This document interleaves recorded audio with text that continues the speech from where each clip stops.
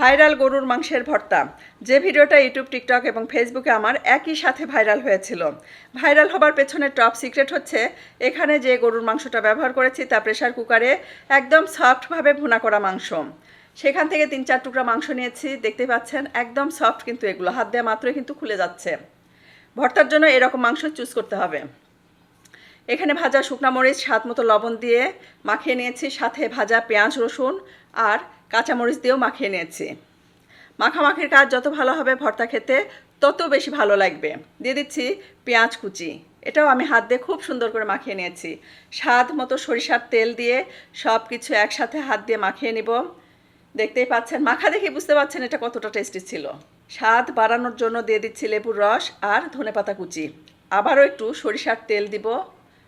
তেল যত বেশি দিবেন ভর্তা খেতে তত ভালো লাগবে। মাখামাখির কাজ শেষ, ভর্তা রেডি হয়ে গেছে, সার্ভিং বাটিতে উঠিয়ে নিচ্ছি।